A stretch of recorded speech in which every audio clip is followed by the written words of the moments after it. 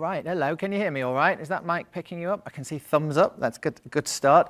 Nice to see you all here. Thank you very much for joining us at the Munich Leaders Meeting 2025. And as you know, we've got some real stars of the security scene here today. I didn't get invited over to the Munich Security Conference this year, but apparently Politico had a pub. Did you see the pub? We did have a pub. I love a pub, but I was not. I wasn't on the list. But anyway, for those of you that made it, I hear it was a lot of fun. This is a very exciting interview for me because I was brought over from the UK, as you can maybe tell by my accent, to write Politico's playbook email here in DC a few months ago, and so European-American relations is something very close to my heart. So it's brilliant for me that we've got you here today. I'm sure you already know that this is Benedetta Berti, the head of the policy planning for the office of the NATO Secretary General, one of the most important positions in looking forward at our transatlantic security future. Benedetta, as the guys were just discussing, we all saw J.D. Vance here this morning speaking in a pretty different tone to what we heard from him in Munich. I was watching on TV and my jaw was certainly on the floor watching that speech then. It was a lot warmer today. Some of the lines we heard from the US and Europe on the same team. Yep. It's ridiculous to think you're ever going to drive a wedge between us. It's not Europe bad, America good. Were you heartened by what you heard from the Vice President? Well, I think there's been quite a bit of consistency from the administration in sending some key messages. Europe and the United States on the same team is one. The importance of NATO to transatlantic security and the fact that a strong NATO is in all 32 member states' national security interest. Those have been consistent messages that I hear from Washington and from our capitals. What I heard today is that that continued commitment to making NATO stronger by the United States, matched by an expectation. And that expectation is that we adapt because we are in the most complex, volatile security environment in generations. And I think that the point that we have been somewhat complacent in recent decades about our security, we spent too little, we produced too little, we underinvested. That's all fair. And the message was, we are invested, we're committed, but we all need to step up and we want to see concrete progress. And I think here we have a good story to tell as NATO Europe, as European allies in Canada, but there is a need to go faster and further. It's very generous of you to say it's a consistent message. I've definitely heard some different messages from people around the Trump administration over the years, shall we say. You were in Munich. I mean, why do you think we heard this slightly different tone then to what we heard now? Because that was quite an aggressive speech, really. Well, I think we're seeing, that was a discussion on a very important debate that we have in all our democracies, and how do we balance different considerations between freedom of speech, accountability, civil rights. Today, we were talking about why do we need a transatlantic alliance? It serves our national security interest. It strengthens U.S. national security, strengthens the national security of all our member states, and what do we need to do to future-proof that relationship? So it was very pragmatic, very focused on having a NATO that is stronger militarily, through more defense spending and a stronger defense industrial base, having a NATO that is fairer with a better burden sharing, which is something that we need to do because there is a strategic shift that we know with the rise of the Indo-Pacific and its importance to global geopolitics, and that requires Europeans to take more agency, ownership, and leadership for the conventional defense of Europe. And we talked about a NATO that is able to deliver on its strength and deterrence and defense posture. So it was really, I think, an important conversation about what do we need to do to put our alliance on an even stronger footing. If you talk privately to European leaders, which I'm sure you do, and we wouldn't want to reveal those conversations, well, we might want to, but we better not reveal those conversations here. Sometimes they will grumble about the way that either Donald Trump or people around him speak about European defense spending. Coming from a NATO perspective, though, you must be quite pleased and grateful to see someone pushing this argument in that direction. I think we need to face the facts, right? During the Cold War, we spent on average north of 3% of our GDP on defense. Then our security environment changed after the Cold War. We had a few decades of peace dividend, and we underinvested. We spent too little, half our GDP essentially, and the sunk cost is calculated in the trillions of dollars that we lost, right? So now we need to make up, and that requires more defense spending. So the message that all allies, and European allies and Canada in particular, need to step up on their defense spending is not a new message, an important message, a valid message, and one that we fully agree with. I would say just two things. One, we are not starting from scratch. We have 10 years of significant progress. We all know that when we made that defense investment pledge in 2014, there were only 3 countries spending 2% of GDP on defense. Now we have 2/3 of countries, more countries announcing plans to meet 2% as soon as possible. We have several of our allies that are going well beyond 2%. Announcement, for example, from our Baltic allies, Latvia, Lithuania, Estonia, with goals to meet 5%, Poland at 5% and over. So we have a good story to tell, but where I do agree with the message that has been passed consistently with the Trump administration is that we need to go further and faster, and that 2% is simply not going to be enough. And I think that's an important point, if I may elaborate a little bit. We have, over the last 10 years, essentially done a generational reset of our posture, going back to how do you ensure the territorial defense of Europe. So a very, very big endeavor. And to completely operationalize that vision and those plans, defensive plan that we've approved in 2022, we need capabilities and forces, right? And before we meet at the next NATO summit in The Hague, we're going to agree these new capability targets that essentially, based on our plans, tell us what each country needs to bring to bear to defend credibly Europe. Now, when we do the math, 2% is not going to cover. We'll need to go further. My boss talks about looking at a number that is north of 3%, and this is just for hard defense. We're not talking about cybersecurity, dual-use critical infrastructure. So yes, we need to spend more if we want to be credible and future-proof NATO. It doesn't help your cause that there are still some countries that aren't even anywhere near 2%. That must be very frustrating. I think, and I have observed genuine progress from all allies, moving towards meeting that 2% goal, delivering on clear national plans to meet that goal, making significant changes in their own domestic financial regulatory settings so as to be able to spend more and spend better. So what I see from looking from Europe is actually more resolve than I've seen for many years. Some of the conversations you'll hear privately in Washington amongst some parts of the Trump administration are about pulling some of the US military capability out of Europe, not all of it, but parts of it, starting to pull that back. Are we in a position, or do you feel NATO's in a position where that's possible and realistic in the next, in this decade? I'd rather not speculate until a decision is on the table, but what I will say is if you look at the last 20 years and the way the world has changed, we are now in a strategic environment with simultaneous threats and challenges, with a growing geopolitical importance of the Indo-Pacific, and that requires a shift. So I would say there is a strategic need for Europeans to play a greater role for the conventional deterrence and defense of Europe. And that is a fact that has been, I think, well known for many years now, but I think there is an added level of urgency today.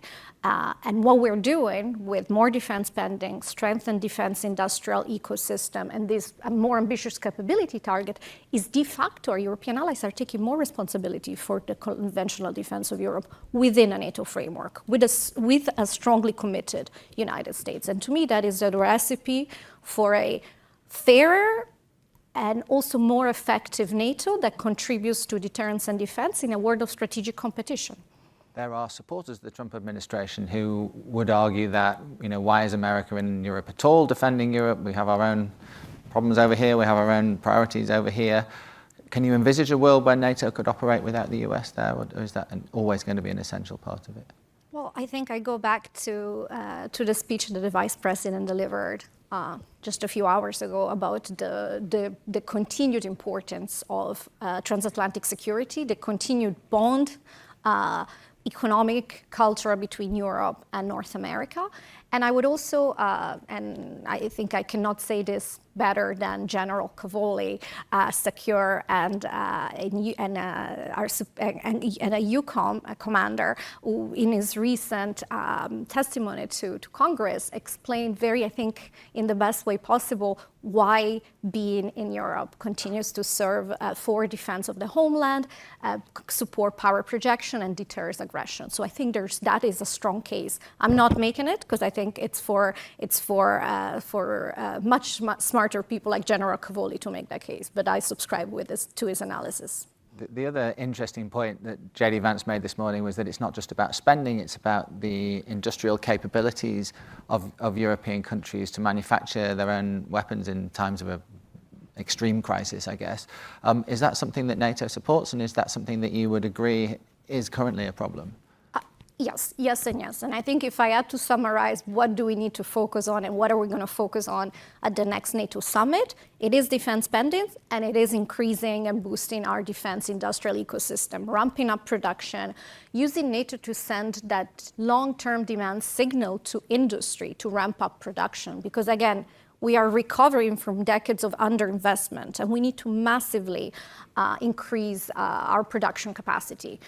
We also need to be better at procuring together, collaborating, reducing barriers to cooperation. All of that will allow us not just to spend more, but also to spend better, generate economies of scale, promote interoperability. And as NATO, we're directly involved in all of these issues: standards, capability targets, collective procurement through our NATO procurement agency, collaboration with the European Union as well. So we are very much looking at all of these issues. And I would just add that there's also, I think, potential to increase industrial cooperation on defense with our partners in the Indo-Pacific. So that would be Japan, the Republic of Korea, New Zealand, Australia. So there are a lot of opportunities. And I think that's important to keep in mind, because when we talk about spending more on defense, we always talk about we talk about what we're spending, but we're also gaining competitiveness, technological edge, jobs, value chain across the transatlantic ecosystem. So I think we also need to explain why that's a good investment for everyone. It must be unhelpful from your point of view when you're trying to maintain this strong transatlantic alliance to see Europe and America at loggerheads over trade as they are at the moment. Is that an unhelpful factor in the discussions that you have? Well, what I would say, because I work on defense, so I'm really not qualified to talk about trade policies, but what I will say that I think it's very important, and that's an issue that we are acutely aware of, is in a world of strategic competition, we do need having a strong defense industrial base, and defense and technological industrial base is really key. And I would say it's mission critical. It's a key strategic enabler of our deterrence and defense. So anything that strengthens our industrial capacity, it's actually something that benefits us. I would also say that in the context of NATO, we're looking at increasing defense industrial capacity. We're also looking more and more at the issue of supply chain security for defense critical infrastructure, technologies, materials. That's also really important. So we are doing a slightly different work. It's not focused on economic policies, but it is focused on looking at the national security implication of economic choices and national security implication at times of economic dependencies, especially when it comes to critical infrastructure. So that's another topic where I think there is room for transatlantic cooperation and coordination. Let's talk about Ukraine specifically. J.D. Vance said I don't think he said he was optimistic, but he said he wasn't pessimistic yet about the state of these negotiations. How do you see it? A lot of people think Russia are essentially stalling here and not really engaging properly. Have you got a view?